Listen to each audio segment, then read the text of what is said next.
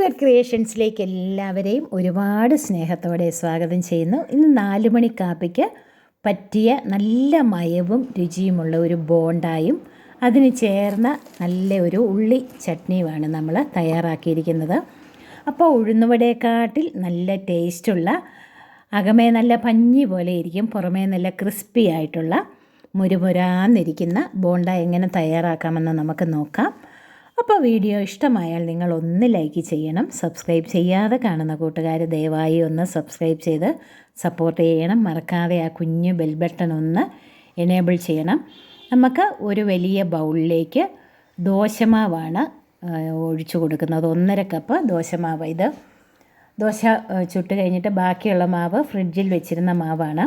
അപ്പോൾ അതുകൊണ്ടാണ് നമ്മൾ ഈ ബോണ്ട തയ്യാറാക്കുന്നത്. 1.5 കപ്പ് മാവ് ഒരു ബൗളിലേക്ക് ഒഴിച്ചു കൊടുത്തിട്ട് ഒരു സവാള പൊടിയായിട്ട് അരിഞ്ഞത്, അതുപോലെ 2 പച്ചമുളക് അതും തീരെ പൊടിയായിട്ട് അരിഞ്ഞത്, 2-3 തണ്ട് കറിവേപ്പിലയും പൊടിയായിട്ട് അരിഞ്ഞത്, അതുപോലെ ഒരു ചെറിയ കഷ്ണം ഇഞ്ചി അതും തീരെ പൊടിയായിട്ട് അരിഞ്ഞ് എല്ലാം കൂടി ഒന്ന് മിക്സ് ചെയ്ത് വയ്ക്കാം. ഇനി നമ്മൾ അതിലേക്ക് ഒരു 1/4 കപ്പ് കടലമാവാണ് ചേർക്കുന്നത്. അതൊന്ന് ഇടഞ്ഞ് ചേർക്കണം, കട്ടയില്ലാതെ പെട്ടെന്ന് മിക്സ് ആവാനായിട്ട്. ഇനി ഇതിന് പാകത്തിനുള്ള ഉപ്പ് നമുക്ക് ചേർത്ത് കൊടുക്കാം. അപ്പോൾ നന്നായിട്ട് ഇതൊന്ന് മിക്സ് ചെയ്യാം. ഒരു 1/4 ടീസ്പൂൺ സോഡാപ്പൊടിയും കൂടെ നമുക്കൊന്ന് ചേർത്ത് കൊടുക്കാം. അതുകൂടെ ചേർത്ത് നന്നായിട്ടൊന്ന് മിക്സ് ചെയ്യാം. ഇനി ഒരു 2 ടേബിൾ സ്പൂൺ എണ്ണ ചൂടാകുമ്പോൾ 1/2 ടീസ്പൂൺ കടുകും 1/2 ടീസ്പൂൺ ജീരകവും അതുപോലെ 1/2 ടീസ്പൂൺ കായപ്പൊടിയും കൂടെ ചേർത്ത് മിക്സ് ചെയ്ത് നമുക്ക് ചൂടോടെ ഈ കൂട്ടിലേക്ക് ഒഴിച്ചു കൊടുക്കാം.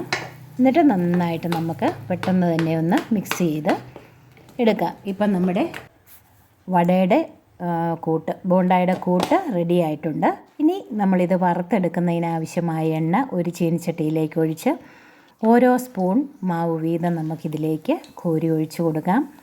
ഫ്ലെയിം ഒരു ലോ ടു മീഡിയം ഫ്ലെയിമിൽ വെക്കണം, അല്ലെങ്കിൽ പുറമെല്ലാം പെട്ടെന്നങ്ങ് മൂത്ത് അകം വേകാതെ ഇരിക്കും. അതുകൊണ്ട് ഫ്ലെയിം ഇച്ചിരി ഒന്ന് നന്നായിട്ട് കുറച്ച് വയ്ക്കണം. മൂത്ത് കഴിയുമ്പോൾ തിരിച്ചും മറിച്ച് വിട്ട് നമുക്ക് ഇടയ്ക്കൊന്ന് ഇളക്കി കൊടുത്ത് നമുക്കിത് കോരിയെടുക്കാം. അപ്പോൾ ഇത് പാകത്തിനായിട്ടുണ്ട്, നമുക്കിത് കോരിയെടുക്കാം. അങ്ങനെ ഈ മാവ് മുഴുവൻ നമുക്കിതുപോലെ ഓരോ സ്പൂൺ വീതം കോരി ഒഴിച്ച് നമുക്കിത് മൂപ്പിച്ചെടുക്കാം. നന്നായിട്ട് പൊങ്ങി വരും. ഇത് കണ്ടില്ലേ, നല്ല.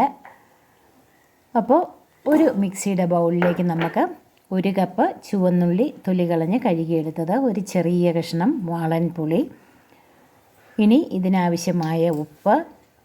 ഇനി ഞാൻ പിരിയൻ മുളക് പൊടിയാണ് ചേർക്കുന്നത്. ഒരു 1.5 ടീസ്പൂൺ പിരിയൻ മുളക് പൊടി ചേർത്ത് കൊടുത്ത് ഒരു 2 സ്പൂൺ വെള്ളവും കൂടി ഒഴിച്ച് നമുക്കിത് നന്നായിട്ട് അരച്ചെടുക്കാം. ഇത് നമുക്കൊരു ബൗളിലേക്കാക്കി ഒരു ചെറിയ താളിപ്പ് അതിലേക്ക് ഒഴിച്ചു കൊടുക്കാം. കറിവേപ്പിലയും കടുകും മൂപ്പിച്ച് 2 ടേബിൾ സ്പൂൺ എണ്ണയിൽ മൂപ്പിച്ചെടുത്ത് അത് ചേർത്ത് നന്നായിട്ട് പെട്ടെന്ന് തന്നെ ഇതൊന്ന് മിക്സ് ചെയ്തെടുക്കുക. അപ്പം നമ്മുടെ പെട്ടെന്ന് തയ്യാറാക്കാവുന്ന ഉള്ളി ചട്നി റെഡി. അപ്പം 4 മണി കാപ്പിയുടെ കൂടെ ബെസ്റ്റ് കോമ്പിനേഷനാണ് ഈ എരിവുള്ള ഉള്ളി ചട്നിയും നമ്മുടെ ബോണ്ടായും. അപ്പം ദോശമാവൊക്കെ ബാക്കി നമ്മൾ ഫ്രിഡ്ജിൽ വെച്ചിട്ടുണ്ടെങ്കിൽ കുട്ടികൾക്ക് സ്കൂൾ വിട്ട് വരുമ്പോഴും വിരുന്നുകാർ വരുമ്പോഴും ഒക്കെ 4 മണിക്ക് കാപ്പിക്ക് പെട്ടെന്ന് കൊടുക്കാൻ പറ്റുന്ന ഈ പലഹാരം നിങ്ങൾക്ക് തീർച്ചയായും ഇഷ്ടപ്പെടും. അപ്പോൾ ദോശമാവ് ബാക്കി വരുമ്പോൾ ഇങ്ങനെ ഒന്ന് ട്രൈ ചെയ്ത് നോക്കണേ. താങ്ക്